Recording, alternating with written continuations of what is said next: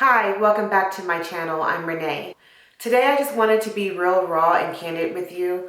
I had a discussion in mind, but it's kind of similar to what we'll be talking about, but a little bit off topic, only because I feel like I myself have challenged in this area of trying to be raw and just real and connect.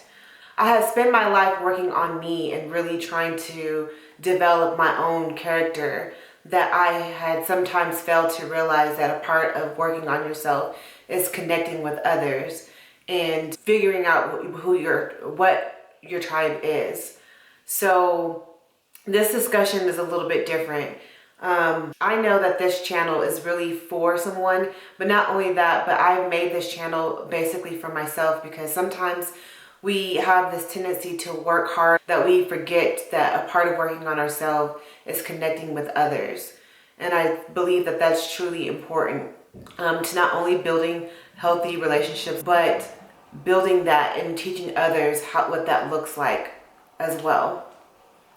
So this discussion, I had a whole notes prepared for, but it's kind of going to be a little bit off. The topic is about how to stop being a nice guy and how to stop finishing last so that you can take back control over your life. I feel like in this area, I have been, one of those people, being the nice person, or being Mr. Nice Guy, as you say it. And I think that people don't really talk about it from this standpoint of being a Mr. Nice Guy. Is part of that is about trying to be perfect, not being perfect for others, but it's something that you have this ideal in your head that you want to obtain or be at a certain level.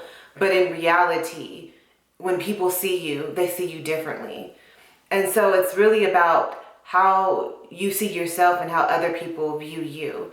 And so you want to portray this Mr. Nice Guy because you want to be liked by everyone, or appear to be a certain way to people. I had really had to learn to get raw and real about the reality of things and stop seeing things from a rose-colored glasses. And so if you resonate with this, or you think that you are one of these people that I'm about to describe, then I would like to hear from you as well. Because I know that we all at some point have gone through this, or others that have gone through this.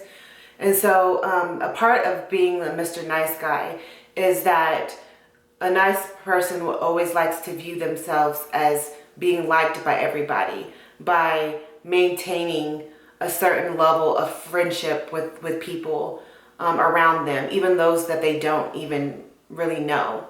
They want to appear to somewhat be perfect in a way.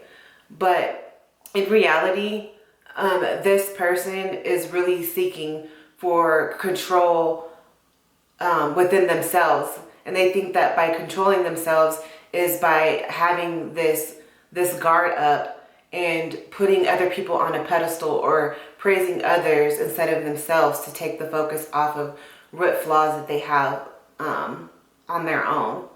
Another point to this is that a Mr. Nice Guy never really shows their true emotions. It's because they're afraid of what other people might really think about them.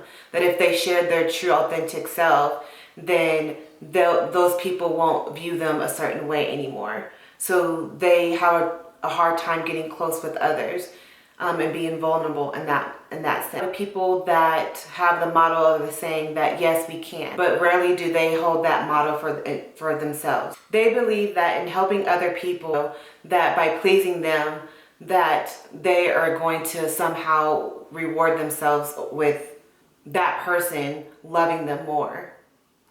That if they did less, that they wouldn't be loved and being satisfied with who they are. So they try to seek it from others. They have a level of expectations that they expect others to uphold, but rarely do they uphold it for them.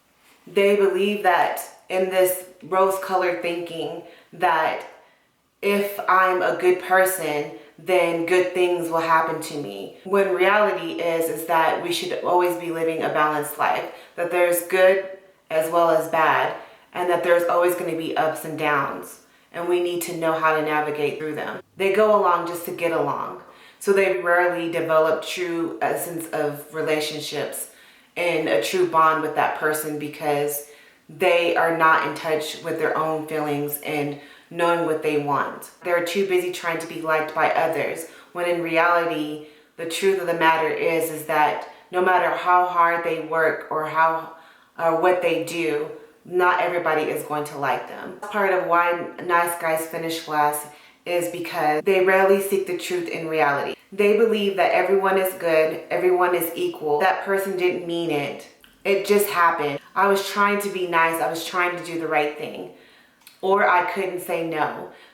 So they are constantly making excuses for the other person or making excuses for themselves, trying to see the good and be the savior of a person instead of helping and knowing what the true reality of life is. And the list can go on and on. So how do you take back control? How do you stop being a nice guy? Well, one of the ways that you can stop being a nice guy is by stop trying. Stop trying to be everyone's friend. Stop trying to put on for another person so that way they can see you as a good person. Stop trying to please everyone. Stop trying to be their savior. Stop trying to help everyone out and see that the only person that you can help, the only person that you can save is yourself. Be in touch with reality. Being in touch in reality is not saying or making excuses for the other person, or making excuses for the reason why that relationship been bad, or making excuses for why that person said what they said.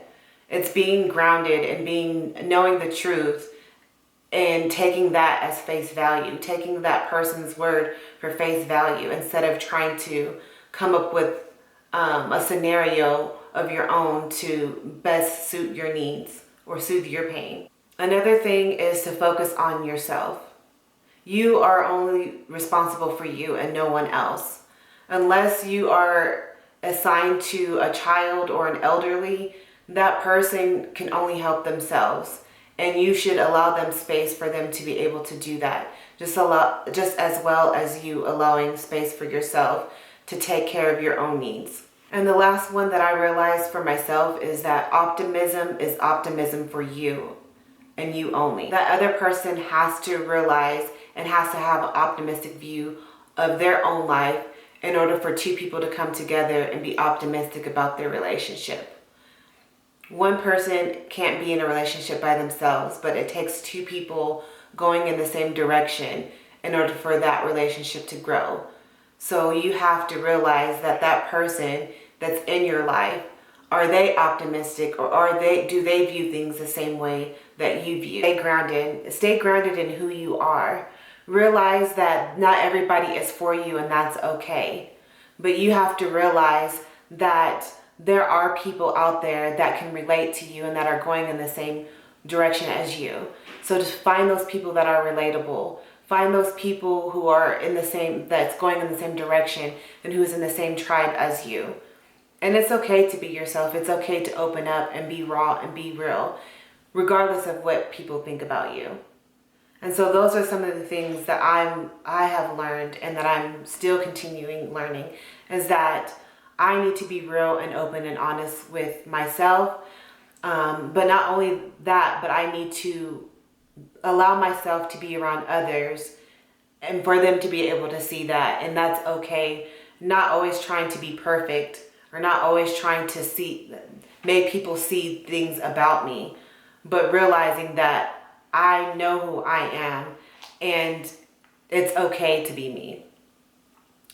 So if you guys feel that you relate or that this has hit home with you, I will invite you guys to comment down below and tell me some of the things that you guys have dealt with, or that you guys struggle with, and that you guys are working on, or that you guys have overcame. I would love to hear from you. And most importantly, subscribe if you agreed with this message, or if this message has touched you. Until next time, I'm Renee. Optimism has optimistic people have to realize that optimistic